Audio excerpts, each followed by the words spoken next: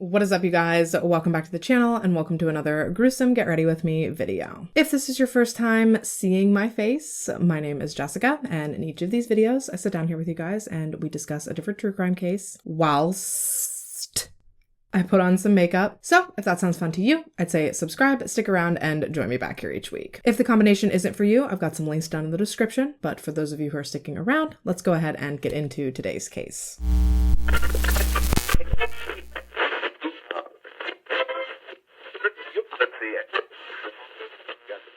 5 years ago, back in 2020, in the once close-knit small town of Beale City, Michigan, a single text message would spark a scandal that no one would soon recover from. Prior to this, Beale City was the quintessential small town. A small population, a close-knit community, and a sense of safety that came from knowing everyone by name and from trusting that your neighbors were always looking out for you. That is, until an anonymous texter's lies, threats, and digital deception gradually began to tear this small town completely apart. These mysterious and manipulative text messages shattered friendships. They destroyed the community's trust with one another, and overnight, basically everyone turned into a suspect. This is more than a story about catfishing. This is a raw look at the power of technology and the fragility of reputation and the dark side of growing up in the social media age. This is the story of the high school catfish, the recent Netflix documentary that has taken the world by storm.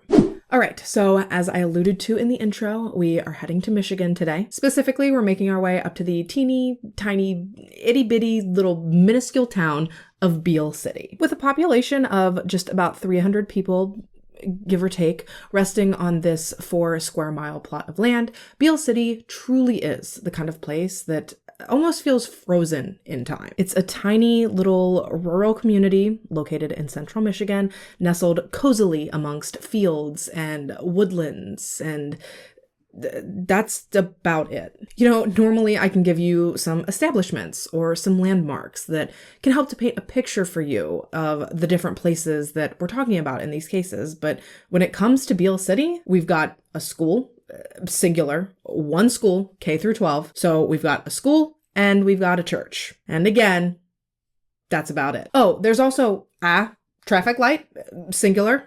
Can't believe I almost forgot that. But all jokes aside, it may sound like ridiculously small to us, but for the residents of Beale City, that's the way they like it. You know, to us, it might seem boring or like nothing would ever really happen there. But for those whose lives are there, that's exactly what makes it special to them. It's the kind of place where everybody knows your name and where neighbors help neighbors and where life just moves at a slower and steadier pace. I mean, as a parent, it does sound pretty nice to know that there's not really that much trouble that your kids could get into in this town because there's quite literally nothing for them to do. Shoot, even the parents in the town have a hard time finding different avenues of entertainment. One source that was questioned regarding the story said that the main source of entertainment in Beale City is being in each other's business, something that was especially true when it came to the adults and the kids. According to this source, the adults were constantly talking about what the kids were doing and what the drama in the town was and who was dating who and what was going on at school. So how's school? What's going on? What's the hot goss? Hot goss. And while I don't doubt for a second that the kids absolutely hated this, they hated that their parents were so easily able to intertwine themselves into their lives. At the end of the day, that's just how things were in Beale City. Yeah, it was annoying and sometimes it seemed invasive, but it was never really a serious issue. Overall, there honestly weren't really any serious issues going on in Beale City at any given time. That is until 2020, when a string of text messages kicked off a 2-year mystery that damn near tore this small town apart. And at the center of this scandal, I guess you could say, for lack of a better term, was 14-year-old Lauryn Licari. Now, up to the point that our story takes place, it appears as though Lauryn was living a relatively normal and happy life. She was the only child born to her parents, Sean and Kendra, and as we discussed, she was being raised in this small, quaint, quiet, rural, safe little town. She was active in her community. She played and she excelled at sports. She was a good student. She doesn't appear to have ever really gotten into any trouble growing up. Honestly, she kind of seems like the last person that you'd ever expect to end up wrapped up in one of the stories that I talk about here on this channel. But alas, here we are. At the time our story takes place, like I said, Lauryn was 14. She was a student at Beale City High School, and she was about a year or so into a relationship with a boy in her grade named Owen McKinney. And all things considered, things were great for both Lauryn and Owen. They were enjoying their time together. Their relationship was going well. In fact, things between them were so well that their families actually became very good friends throughout the time that they were dating. Everyone who knew Lauryn and who knew Owen thought of them as like this golden couple. They were both athletic. They were both good students. They were both just good kids that more or less seemed to actually bring out the best in each other as well. And typically when it comes to like teenage romances, nobody ever really hears wedding bells, especially just a year in. But because of how small Beale City is and the fact that the population is generational, people really did look at Lauryn and Owen as if they were like, endgame. Essentially, these two were about as serious about each other as you could possibly expect them to be at that point in their lives. Out of the two of them, I definitely say that Owen was the more outgoing and the more social one. Now, Lauryn had friends, don't get me wrong. It just seems as though she was more reserved, and it seems like she stuck to a smaller circle, where Owen appears to have been the, like, friends with everyone type of guy. So when October 2020 rolled around and the town's traditional, like, big Halloween party haunted trail thing was fast approaching, it wasn't surprising to hear that Owen wanted to go to the party while Lauryn was perfectly fine sitting it out. Now, there's been a lot of discourse going around about the actual logistics of this party. Specifically, Lauryn and Owen claim that Lauryn was not expressly invited to attend this extravaganza. It's not necessarily that she didn't want to go, it was that she didn't feel comfortable going. However, Owen, because he viewed the two of them as like a package deal, he figured that it'd be perfectly fine if she went with him. Realistically, it'd be outrageous to expect that he'd be there, but that she wouldn't. Now, the people who hosted this party every year, Craig and Tammy Wilson, their daughter Chloe has since come forward and she's disputed the fact that Lauryn wasn't invited. From her perspective and her family's perspective, this was more of like a more the merrier type of gathering. She claims that it was simply an event that her parents put on every year for the town as a whole, and that everyone in Beale City was welcome to come. It wasn't like an exclusive invite-only type of thing. But unfortunately, it wasn't just that Lauryn and Chloe weren't close, they weren't even really friendly. I'll get more into it later, but Chloe is actually painted as like the class bully throughout this story. Maybe that was the reason that Lauryn assumed that she wouldn't be welcome at the party. But on the flip side, Owen was friendly with Chloe. He was pretty close friends with her, actually. So perhaps he assumed that because he was friends with Chloe and he was dating Lauryn, that it would be fine if she came with him. Honestly, though, at the end of the day, it doesn't really matter who was invited and who wasn't, or if invitations were actually ever really extended. The point is, the party, it was coming up. Owen wanted to go. He was pumped up about it, but Lauryn, on the other hand, was apprehensive. And I believe when all was said and done, she was planning not to go. Which brings us to mid-October, just about 2 weeks before the Halloween party was set to take place. Lauryn was minding her own business one night, nothing out of the ordinary, nothing to write home about, when all of a sudden, out of the blue, she gets a text message. And honestly, I don't know what it was watching this documentary, because I haven't gotten a text like this in fucking decades. But I swear to you, they showed this message and I could almost like feel this phantom anxiety from when I was a teenager, and you'd get that text message that in that moment seemed like the end of the world. And this text for Lauryn specifically said, quote, "Hi, Lauryn. Owen is breaking up with you. He no longer likes you and hasn't liked you for a while." And this would have been bad enough, right? Lauryn has been dating this guy for over a year. She's happy and she thinks that he's happy. But now, from this anonymous texter hiding behind a spoofed number, she's finding out that this, in fact, may not be the case. That alone could send any teenage girl spiraling. And unfortunately, that was just the beginning. This anonymous texter then went on to taunt Lauryn, saying things like, "You're a sweet girl, but I know I can give him what he wants. It's obvious he wants me. He laughs with me, smiles, touches my hair. Not sure what he told you, but he is coming to the Halloween party, and we're both down to fuck." Can you imagine? If this would have happened to me in high school, I would have gone scorched fucking earth, dude. This is crazy. Luckily, Lauryn is a lot more level-headed and seemingly a lot more chill than I ever could have dreamed to have been in high school. So rather than freaking out or jumping to conclusions, more than anything, Lauryn was just really confused. Like I said, up to this point, her and Owen's relationship had been the envy of the town. They were happy. They were close. They were the freaking golden couple, for crying out loud. So Lauryn reaches out to Owen and she's like, "Hey, I got this text. It's kind of freaking me out. Like, do you know what's going on?" To which Owen then reassures her that, one, the information in the text is not accurate. He's not breaking up with her and he does still like her. He's not DTF with whomever this anonymous texter is. And then two, he promises her that he's going to try to help her figure out who is the coward that's behind this spoofed number. And actually, I think this next part really speaks volumes, because the first person that Owen questions regarding these text messages is actually Chloe, the same girl whose parents were throwing this Halloween party. And look, maybe I'm reading too much into this, but personally, I just don't think that you're going to go to someone with something like this and question them on it if at least a small part of you does not truly believe that they're responsible. If not responsible, at the very least, capable. Regardless of that, though, Owen reaches out to Chloe and he asks her, like, point blank, "Is this you?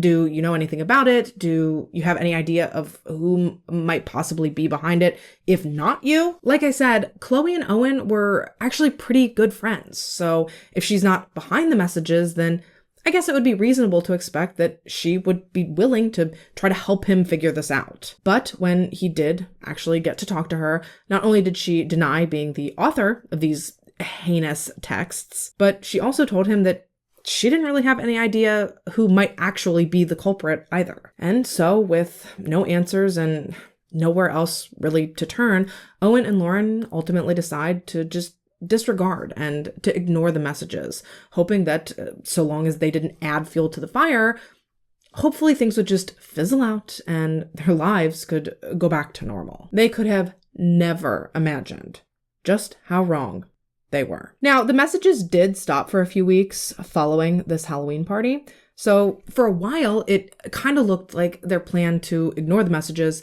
had worked. They went throughout the entire rest of that school year without so much as a word from the anonymous texter. So as far as they were concerned, these messages were a one-time thing. They were done, they were over, and things were back to the way they were before. 11 whole months went by. So it's September of 2021 now, and these kids are gearing up for a whole new school year when all of a sudden, the anonymous texter rears their ugly head again. "How's the happy couple preparing for the end of the golden relationship?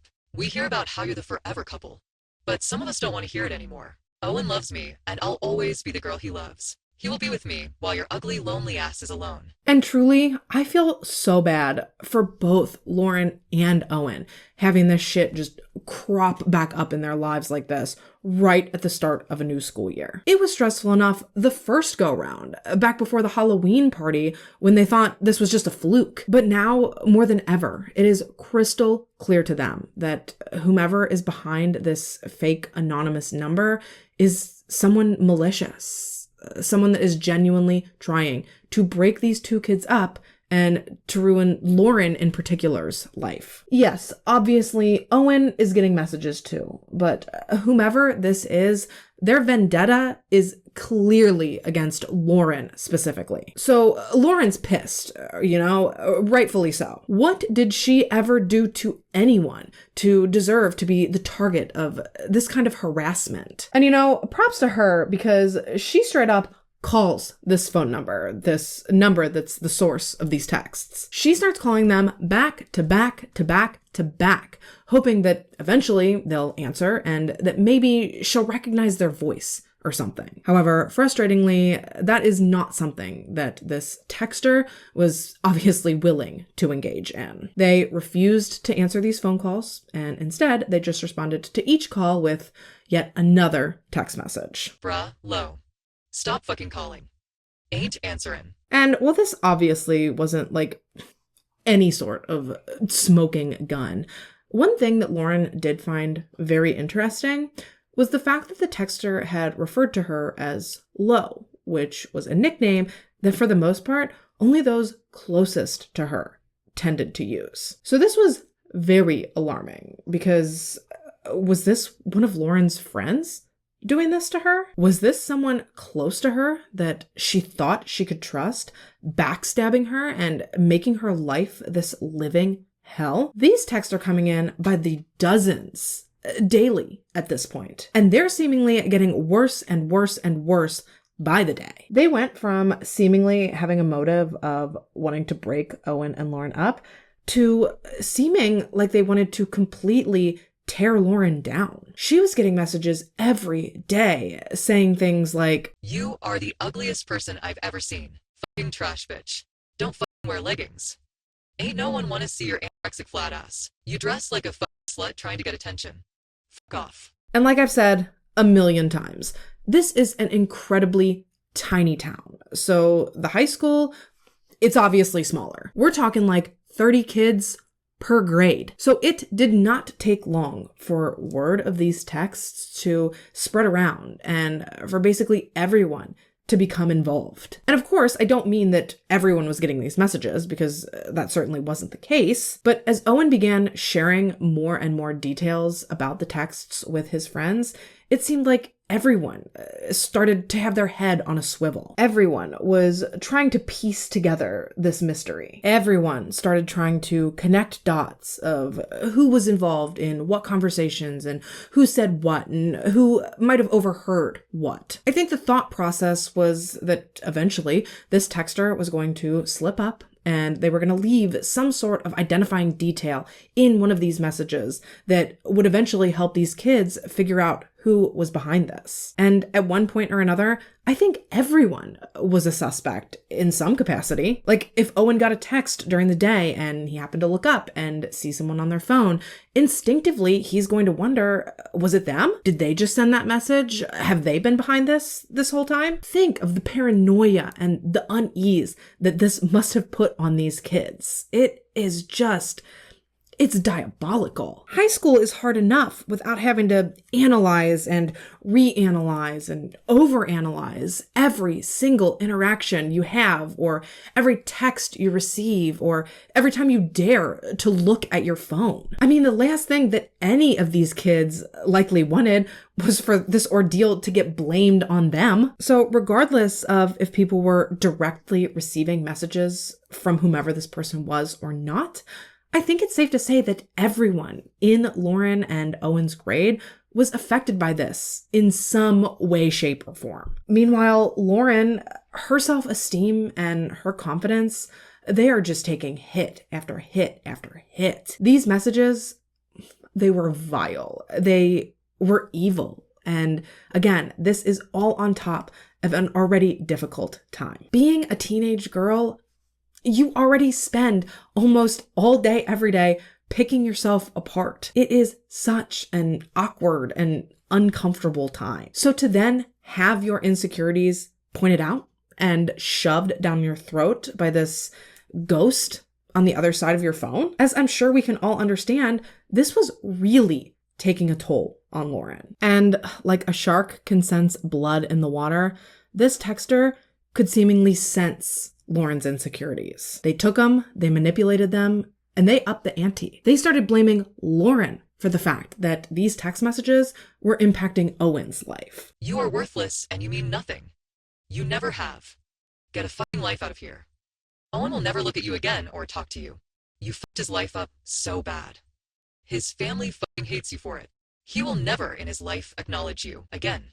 Get the fuck lost, bitch. He is fucking done with you. Now, thankfully, Lauryn does seem to have had a really good support system as far as her family and her friends went. Owen was also reassuring her every step of the way, but her friends really seemed to have her back, and her parents seemed like they were really present and like they were always there for her, trying to help her and trying to guide her through this. But regardless of that, at the end of the day, I think we can all agree that support system or not, these messages had to have been incredibly damaging to this young girl who was just trying to navigate arguably one of the most formative time periods of her entire life. And devastatingly, every time it would seem like the messages couldn't get worse, they somehow would. They went from being just mean to being incredibly disturbing and incredibly sexually explicit. Bitch, fuck off. You be ugly as skink. Ugly motherfucker. Owen and I down to suck. Finger, fuck. His fucking fingers. My pussy and mouth. My fucking tits in his face. Fucking make him horny. Make it creamy. He wants sex, blowjobs, and making out. You don't give it up. He cheated on your ass for more. Mind you, these are sophomores in high school. They're like 14, maybe 15 at this point. And like, I get it. Kids do be doing adult stuff. I was a teenager once too. But this language in this context, frankly, it's disturbing to me, and I'm in my 30s. So coupling that with the fact that they had no idea who was on the other side of those messages, it was really scary. Now, at first, Owen tried really hard not to involve his parents in this because he had just gotten his phone right around when the text messages had started. So he really wasn't trying to lose it because of some wackadoodle sending these ridiculous text messages. For him, initially, it was more just annoying than anything. Most of the vitriol in the messages was directed at Lauryn. So she had definitely told her parents what was going on. But when the sexually explicit messages about Owen started, that is when he kind of got freaked out enough himself to finally bring the information and bring what was going on to his parents. And when they saw the kinds of things that were being said about their son by a stranger, I mean, to say that they were appalled, that would be a grievous understatement. Again, no one knows who is sending these messages. No one knows who's on the other side of that phone. Is this as far as they're willing to go, or are there more dangerous implications to this? Is this just this psychopath's jumping off point? I mean, we can see that the severity of the text messages is increasing, so who's to say that eventually, if they aren't getting the same thrill out of sending these messages, that they might not decide to escalate past that altogether. There were just so many unknowns at this point, and so many what ifs, and so many scary scenarios that these people had to consider. We're getting to a point now where these kids are getting upwards of 40, 50, 60 text messages a day. It was so unbelievably daunting, and it was anxiety inducing, and it was exhausting. Eventually, it got so unbelievably out of control that Owen and Lauryn's parents, they felt like they just could not handle it anymore. Clearly, everything that they were trying wasn't working. The messages were still coming in. They were steadily getting worse and worse, and these kids were spiraling. They didn't know what, but something had to be done. And so, finally, Lauryn's parents, Sean and Kendra, and Owen's parents, Jill and Dave, they set up a meeting at the school, hoping that having those officials behind them, they might at the very least be able to point them in some sort of tangible direction. Remember, these parents have grown incredibly close throughout their children's relationship. So of course they were going to band together in this in hopes of solving this mystery and of salvaging what was left of their kids' high school experience. But frustratingly, at least according to Lauryn's mom, the school didn't handle things how she would have hoped. Playing devil's advocate, though, as far as this school was concerned, yeah, they've dealt with like some low-level cyberbullying before, but by this point, by the time the families brought this situation to their attention, this had snowballed and grown far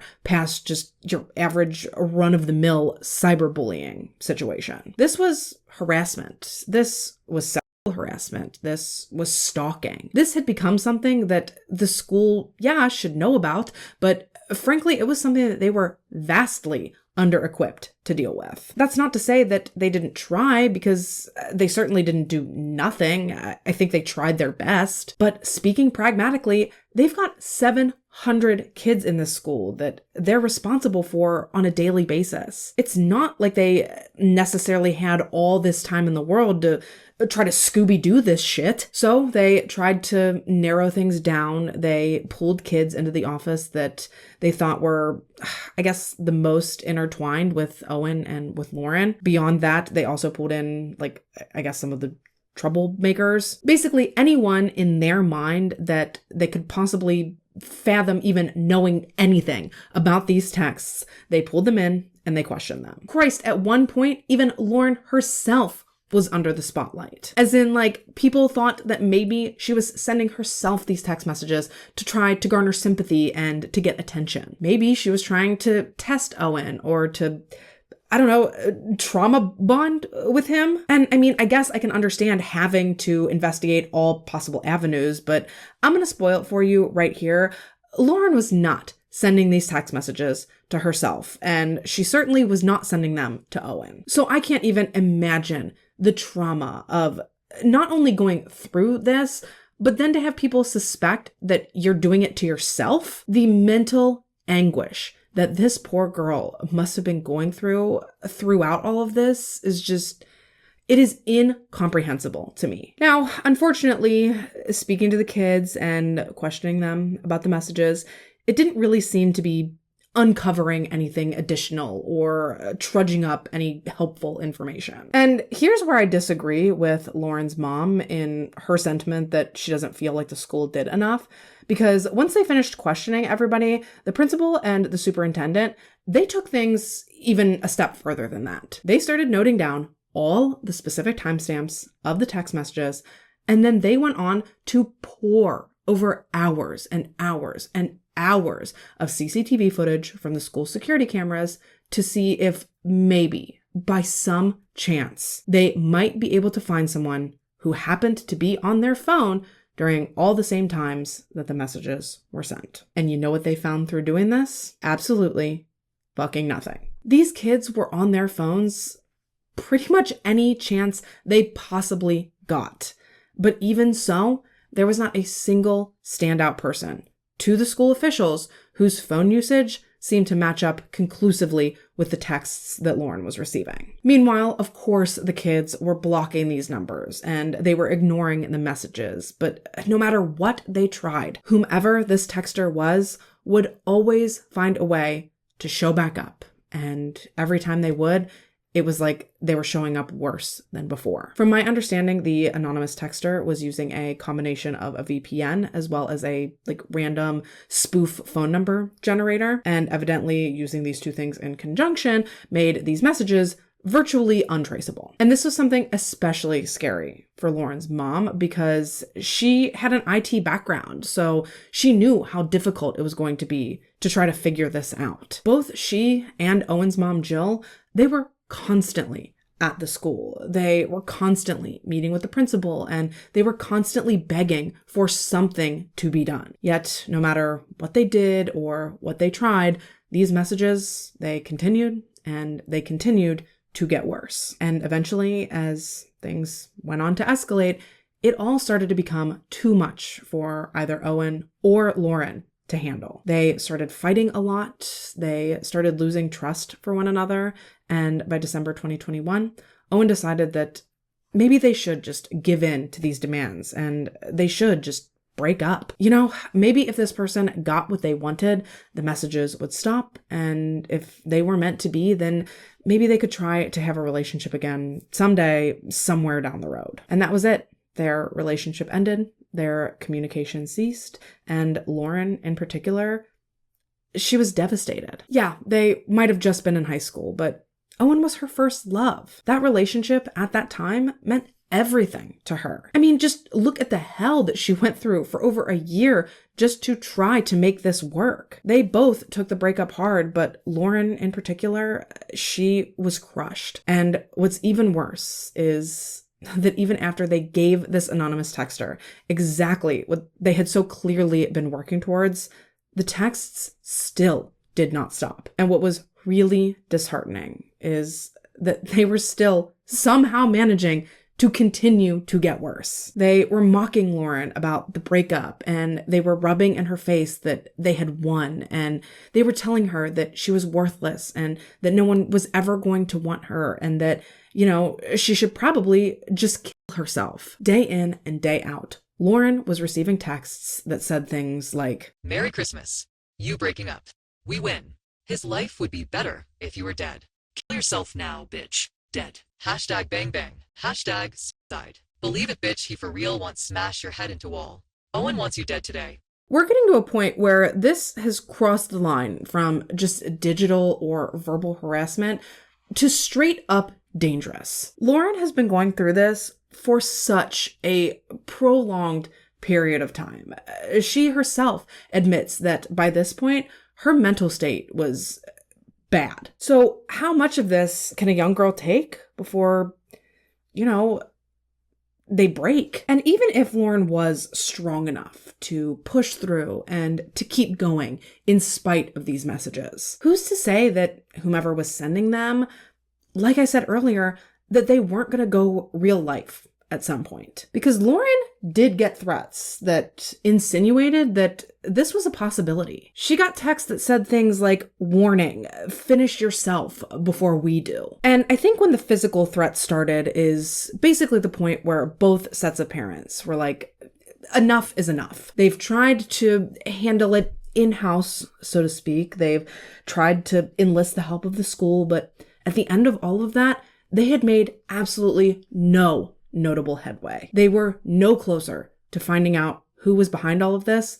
than they had been when they started. And so finally, the parents, with the backing of school officials, they reached out to the local authorities. And this is about 15-ish months into this nightmare when the police finally get involved. And from that point on, they were at the school multiple times a week. They were constantly sitting down and speaking with both Lauryn and Owen. They were meeting with their parents. They were nonstop checking in to see where things stood. They'd review these messages with the kids, and they tried to dissect them point by point, trying to narrow down something that the sender might have said that could maybe possibly give some sort of clue as to what their true identity was. And then one day, completely out of the blue, it looked like they might have gotten the break that they had so desperately been hoping for. You see, one of the anonymous texter's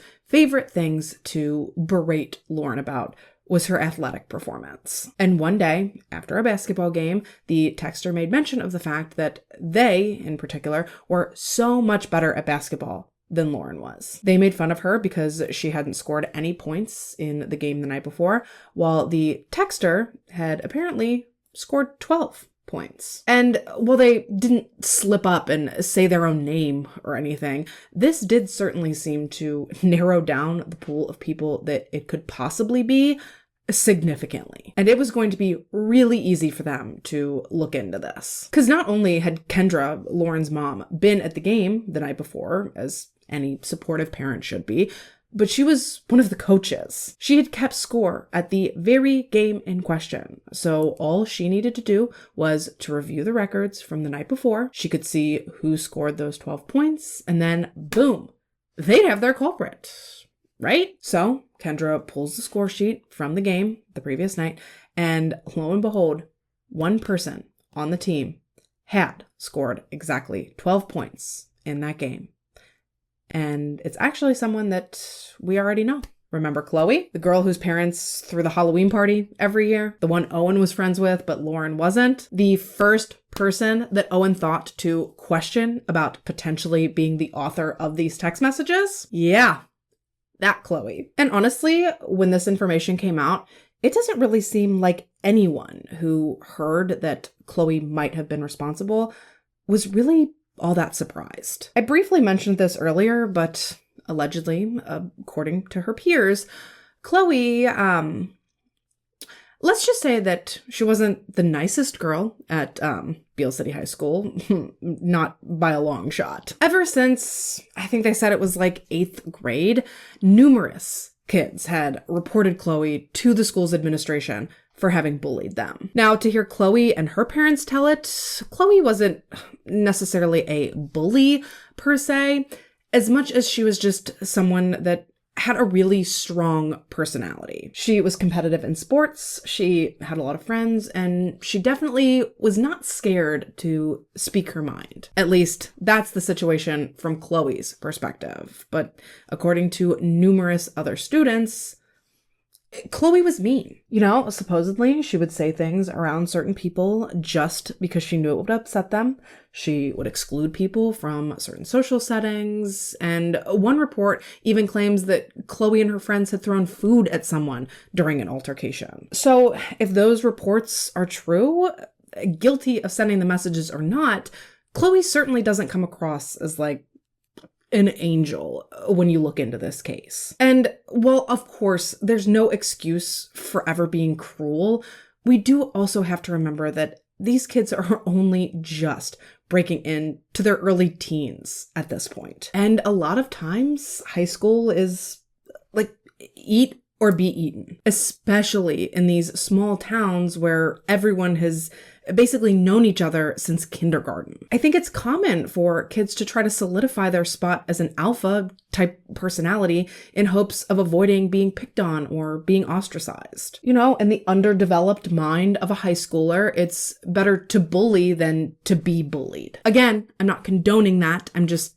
simply trying to explore the different nuances of the themes throughout this story. At any rate, though, of course, now police want to talk to Chloe, so they bring her in for an interview, which I feel like had to be really surreal for her and her family, because I don't know if I mentioned this, but Chloe's dad was a cop. So to see his daughter sitting down and being questioned like some sort of criminal, that had to be really hard for everyone involved to sort of wrap their heads around. Now, of course, in speaking to police, Chloe denied having any involvement in sending the messages, and she actually told police that she didn't really even know the extent or the severity of what was going on until very recently before that interview. And when police pulled Chloe's closest friends in to talk to them, they backed up her claims. They told police that, yeah, Chloe and Owen were close, and yeah, maybe Chloe and Lauryn didn't necessarily get along that well, but more or less, they told police that Chloe would not be stupid enough to do something like this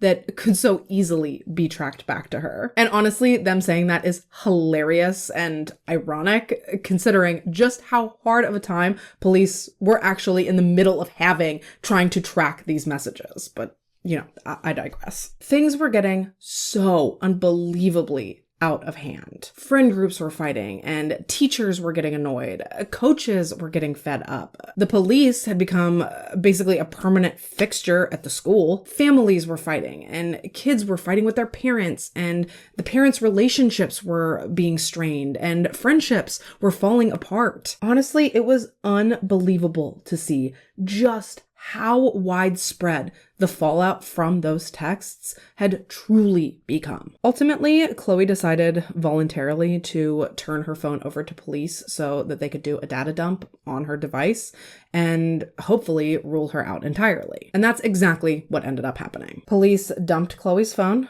They pored over every detail, every photo, every text, every app, every pixel that was available on that device.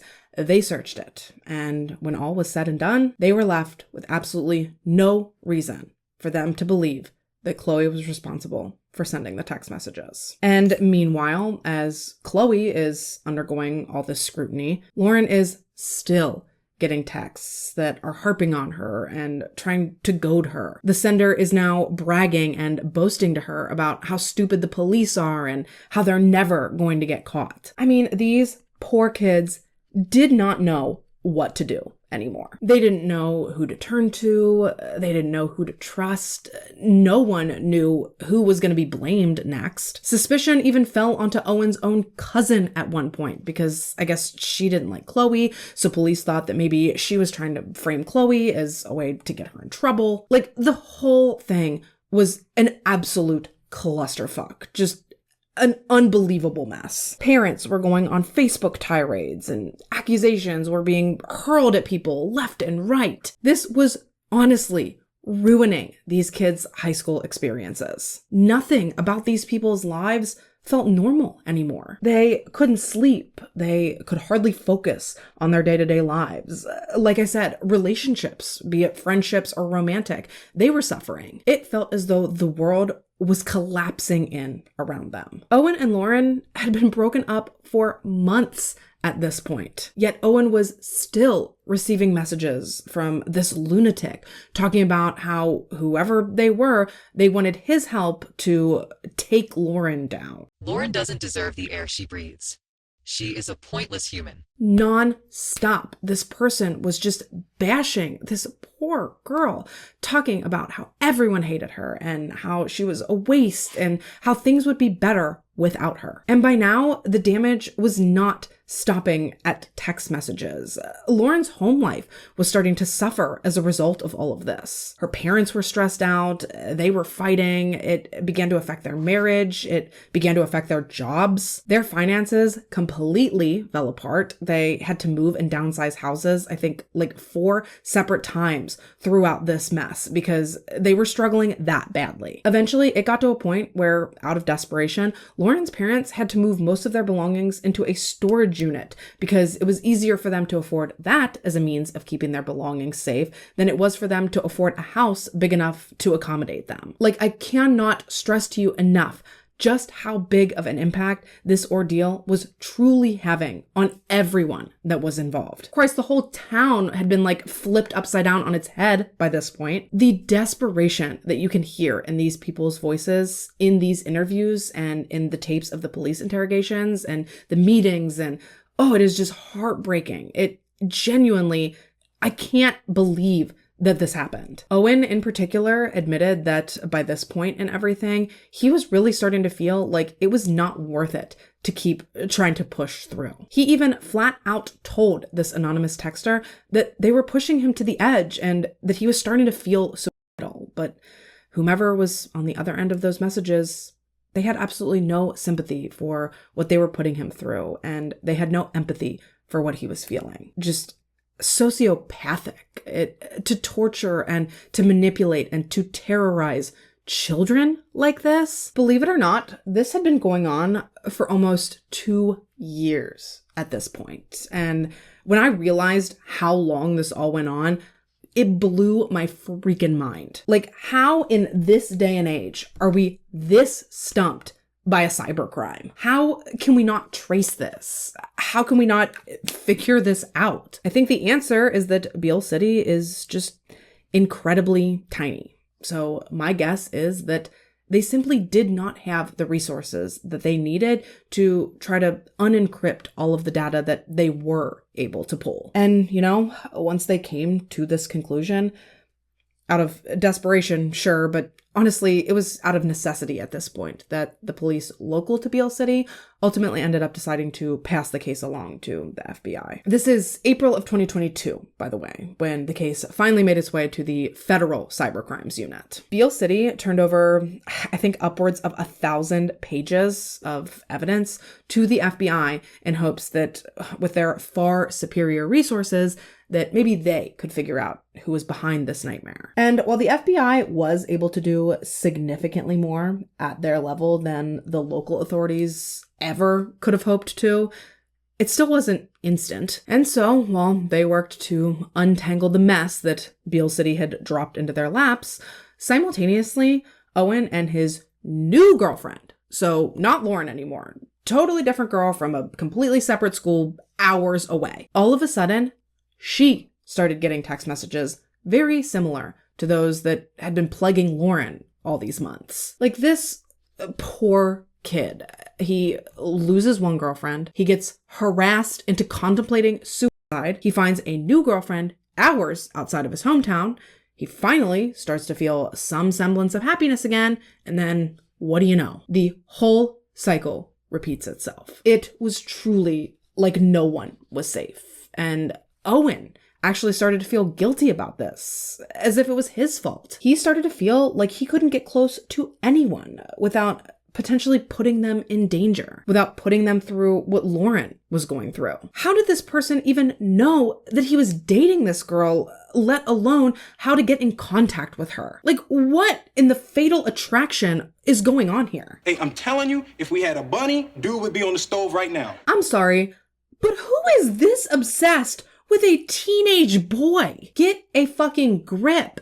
Ew. To clarify, that's nothing against Owen. I'm sure he's a perfectly fine lad. I'm just saying that to have this level of obsession over anyone, to be willing to ruin their lives and to ruin the lives of anyone and everyone in close proximity to them. Bitch is crazy. Thank God the FBI was working tirelessly in the background to try to figure this all out, because within just days of having this case on their desk, they were already making more headway in the investigation than the Beale City police had been able to make over the course of months. And it all started with the fake phone numbers that had been sending the text messages. The FBI was pretty quickly able to determine the specific app that the texter had been using to generate these, like, spoofed numbers. So they subpoenaed that particular company in order to get the IP addresses of the person who had used their app to generate those particular phone numbers. But as previously mentioned, the texter had used a VPN in conjunction with the phone number app. So basically it disguised their IP address and made it look as though they were basically anywhere in the world other than Beale City. So now investigators are tasked with essentially trying to unscramble these IP addresses in order to pinpoint who specifically is responsible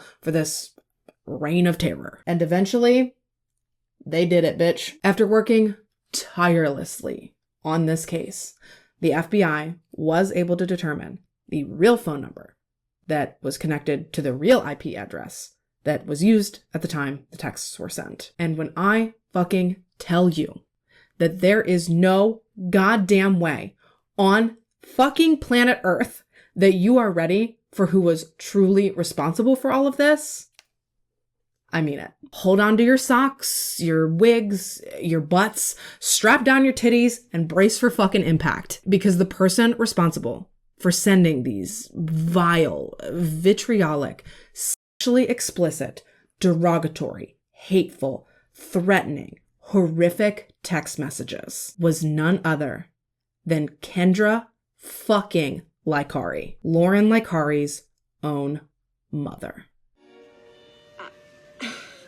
I'm sorry, I just hallucinated.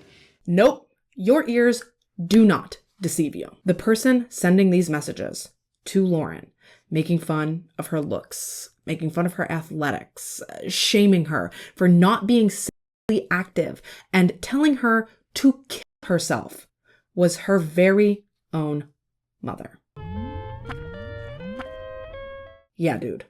Jaw-dropping. And how shocked and surprised you're likely feeling right now, amplify that shit by like 1,000,000. And then you might be half as shocked and half as appalled as the people that were close to Kendra and close to this investigation when they found that information out. Shoot, some people flat out refused to even believe that it was true at first. Owen's mother, Jill, who had been spearheading this quest for answers with Kendra, ironically, she flat out told the FBI when they told her that they thought it was Kendra, that there was no fucking way. And honestly, that's a pretty fair reaction. Who on earth, in their right mind, would ever assume that a mother would be capable of putting her daughter through something as dangerous and as demeaning as this? From the outside looking in, Kendra Licari was a doting and loving and involved mother. She coached her daughter's sports teams. She volunteered at the school. She was on committees and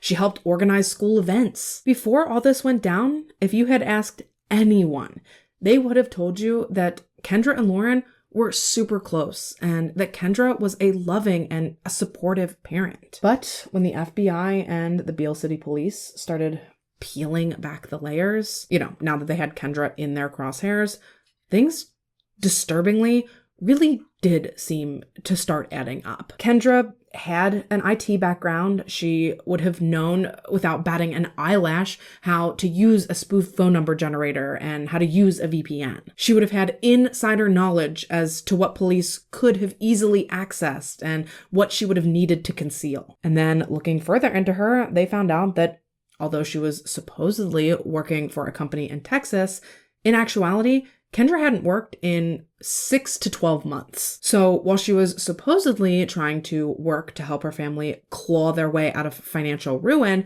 she was instead sitting around on her phone day in and day out, harassing and torturing not just her own daughter, but her daughter's boyfriend and her daughter's classmates. Let's not forget, she also texted the other girl that Owen tried to date after Lauren. I mean, I'm no doctor, so I'm certainly not equipped to diagnose anyone with anything. But if you're sitting down all day doing this and letting your family's finances fall apart and your child's life circle the drain, I am at least comfortable in saying that you're a few cards short of a whole deck, my friend. The lights are on, but ain't nobody home. The wheel's still turning, but the hamster, homie's nowhere to be seen. This woman is balls to the walls, batshit, banana nut muffin, fucking cuckoo for Cocoa Puffs. And if by chance everything I've told you up to this point doesn't hammer home that fact enough,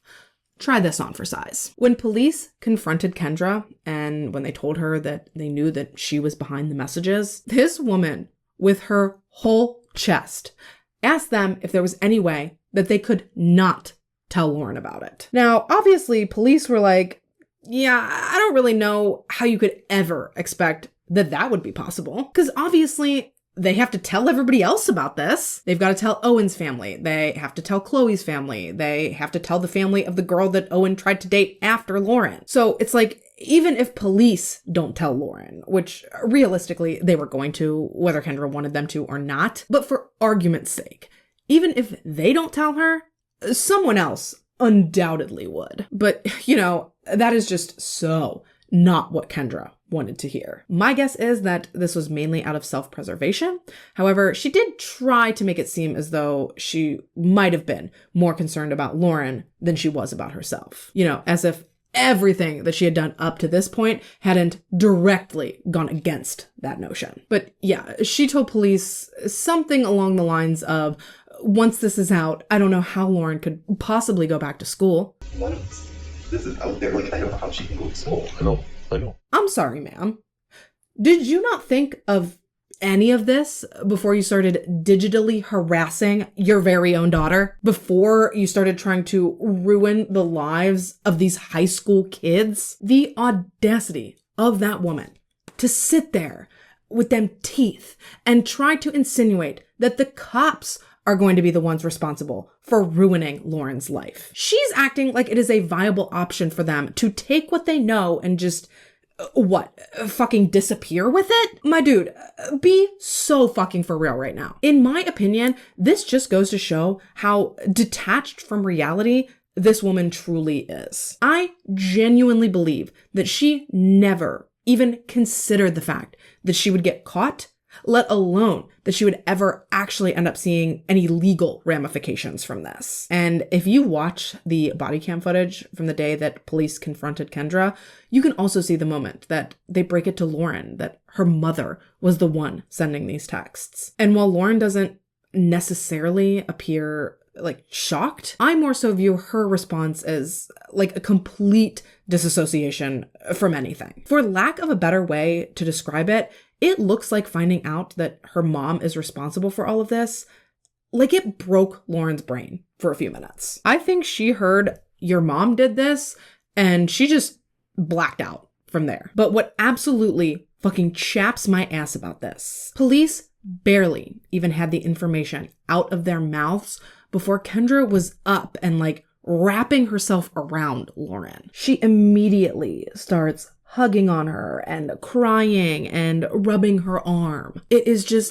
It's so manipulative and so distasteful. Yeah, up to this point in her life, Kendra has been Lauryn's safe space. She has been her support system, and she has been the one to comfort her when she's down. Or so Lauryn thought. So for her to jump in and to try to do the same thing for her when she was the one who had been terrorizing her, it is full-on psychological warfare, especially on a teenage girl who at this age feels like she needs her mother. She needs this maternal figure in her life to try to help her navigate the world. So finding out in front of her that it's her mother that has been the one systematically trying to ruin her life for almost 2 years, I cannot even begin to imagine what is going through this poor girl's head in that moment. Honestly, I don't even think that it was right for police to break this news to Lauryn in the way that they did. Because not only did they tell Lauryn all of this right in front of Kendra, but Kendra and Lauryn were the only two home at the time that police did break the news. They freaking had Lauryn call her dad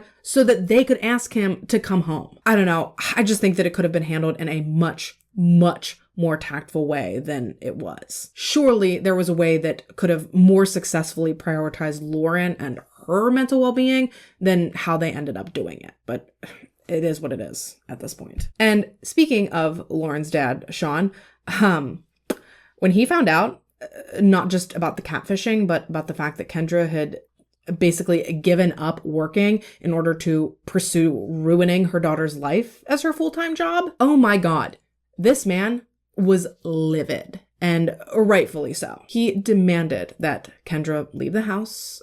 He basically told her, like, I don't care where you go, but you sure as shit ain't staying here. And actually, at one point, he told police to make sure that Kendra left because as mad as he was, he didn't trust himself around her without the supervision. Meanwhile, while all this is going on, Kendra is still crying. She's still hugging and rubbing on Lauryn. She's telling Sean that she can't leave because she can't leave Lauryn in the fragile state that she's in. Bitch, you caused this. It's all you're doing. Frankly, I think the best thing for Lauryn would be to be as far away as humanly possible from this unhinged lunatic formerly known as her mother. Like, I cannot understand. As a mother, how could you do this? All I want out of life is for my kids to be safe and to be happy and to be well taken care of. I cannot fathom seeing them go through something like this, let alone being the cause of it. It makes me physically ill to imagine the type of sick mind it must take to be capable of doing something like this to any child, let alone to your own kid. This woman's brain needs to be studied because they have got to come up with like a pill or a therapy or something to try to minimize the chances of someone ever doing something like this ever again. I mean, the turmoil that Lauryn was likely going through, that was heartbreaking enough. But then to see Sean find out that it had been his wife this whole time, the woman that he promised to spend his entire life with, she has been lying to him like this for almost 2 years. I mean, you have to think about it. This man's life was also just flipped upside down like that. And her lies and her deceit and her manipulation, Sean slowly began to find out that it went so much further than just tormenting and torturing their own child. From misappropriating their finances to the point where they lost all of their belongings that they had in those couple of storage units to, like I said, having to move and to downsize multiple times. This was also when he found out that Kendra hadn't been working for like 6 months to a year. There were accusations of insurance fraud.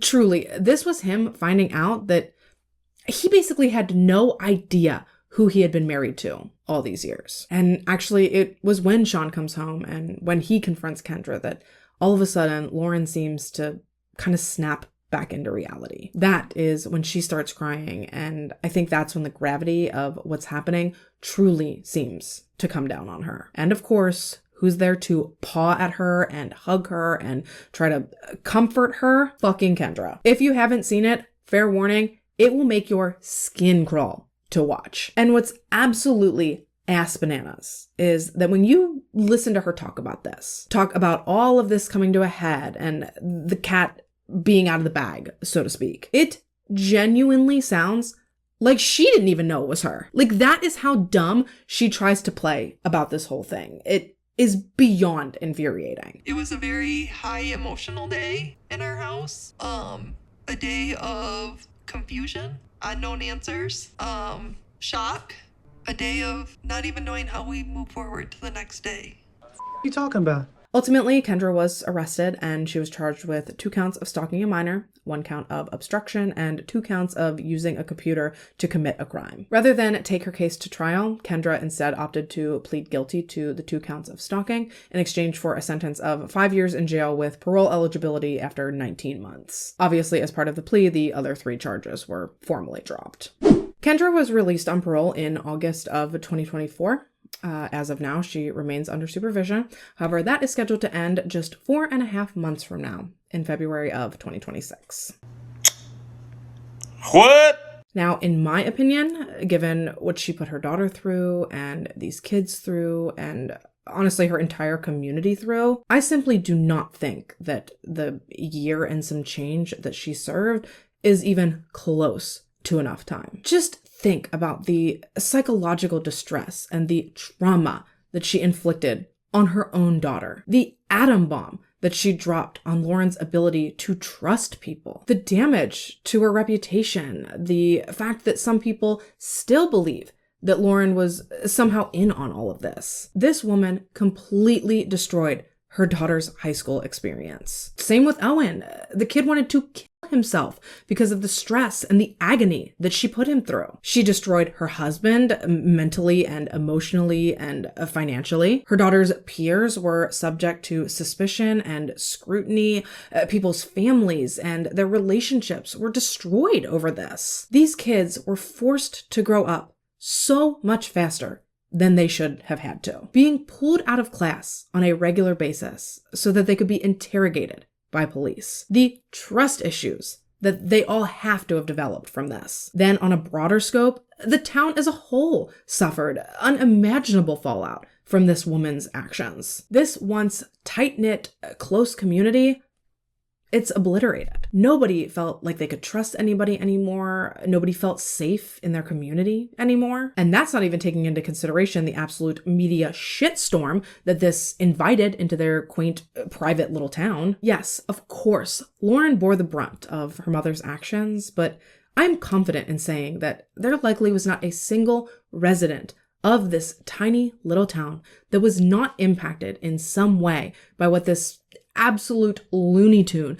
decided to do one day. And for what? Was she bored? I think the biggest mystery remaining in this case is what Kendra's true motive could have possibly been. There have been a lot of theories put out there by those closest to the case regarding what they think the motive was. Now, Kendra herself claims that she wasn't the one to send the initial text messages and that she only started sending texts to Lauryn and Owen to try to figure out who had sent the initial texts.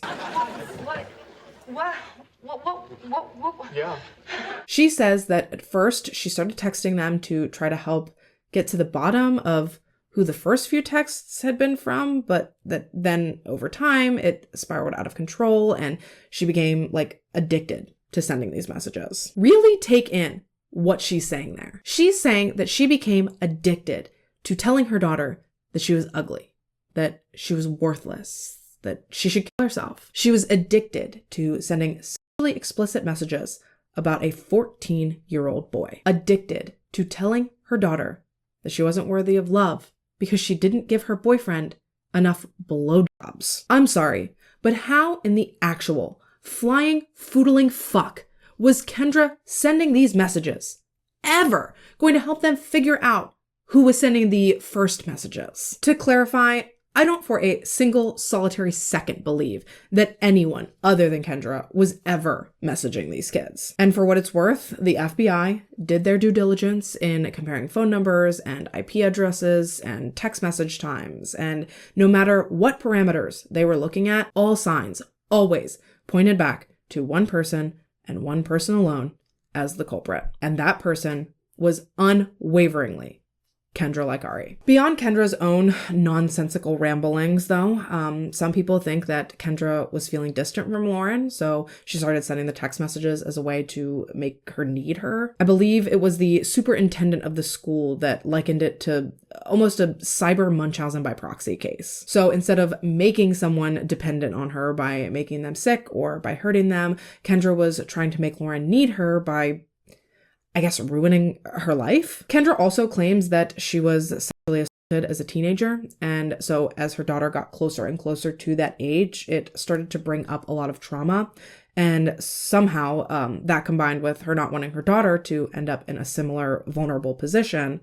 Honestly, I can't even really articulate how the hell she tried to tie that into a reasonable explanation for what she went on to do to her daughter. Like, she didn't want her daughter to end up sexually violated, so in turn she anonymously taunted her for not being sexually active. I'm not discounting what she alleges happened to her. I wasn't there. I don't know one way or the other. But what I will stand 10 toes down on is the fact that whether this happened or not, it is not a valid reason to do what she did to anyone, let alone her own daughter. There is not a reason on earth that anyone could come up with, in my opinion, to ever justify the things that this woman did. What she did to her daughter, to her daughter's classmates, and to her community. Her behavior was vile, and it was inexcusable.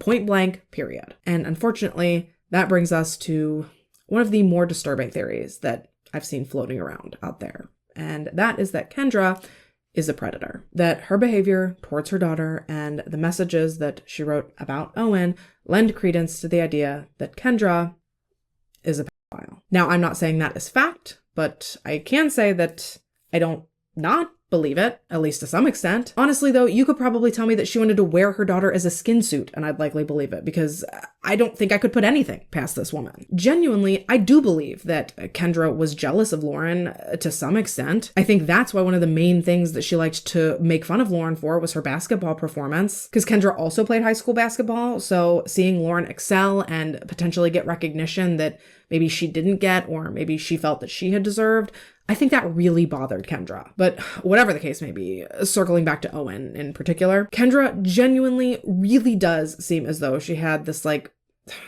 at the very least, some sort of sick infatuation with him. And this, looking back, is apparent even putting the text messages aside. Apparently, she would text him as herself frequently. She would go to his sporting events, even if Lauryn couldn't go. She seemed to always be trying to get his attention or, trying to interact with him. If he had dinner at her house, she would cut up his food for him. I believe she volunteered to coach one of his teams at one point. So just a lot of, in hindsight, seemingly inappropriate stuff that, when you do couple it with the text messages, really raises a lot of red flags. Even being able to think these things up in your head about a 14-year-old boy, I mean, the thoughts are bad enough, but then to say them to your daughter in conjunction with the other horrible things she was spewing at her, sick and fucking twisted. And that's putting it lightly. As a refresher, Kendra was routinely texting these children things like, "No dude ever touching that puppy. You nasty slut. He wants a popular girl. Breaks the rules. Dresses sexy. Shows off and is athletic. You're ugly, and sick ass. Your anorexic toddler body in JV is worthless. A mistake. Never get any attention. You're nothing. No one ever want your anorexic flat ass and tits. Bitch, fuck off. You be ugly as skank. Ugly motherfucker. Owen and I down to suck. Finger, fuck. His 10 fingers, my pussy and mouth, my fucking tits in his face. Fucking make him horny, make it creamy. He wants sex, blowjobs, and making out. You don't give it up. He cheated on your ass for more. His life would be better if you were dead. Kill yourself now, bitch. Dead. Hashtag bang bang. Hashtag suicide. Believe it, bitch, he for real wants smash your head into wall. Owen wants you dead today. Now, Kendra has denied having any sort of romantic feelings for Owen. She actually recoiled at the insinuation when the cops brought it up. But if this never had anything to do with being attracted to Owen or with wanting Owen, then how, pray tell, does one explain the fact that she then went on to meddle in his new relationship? She did this a year after he and Lauryn had broken up when he started dating that girl that she had never even met. Like, it simply does not make sense. So whether she truly is a predator or whether she's just trying to relive her youth by interjecting herself into these kids' lives, whether she was trying to manipulate her daughter into needing her or whatever combination of possibilities it truly was, I personally do not think that Lauryn should ever have any sort of communication with her mother ever again. At least not unless she gets some serious help. Because right now, I think that she's manipulative. I think that she's dangerous. And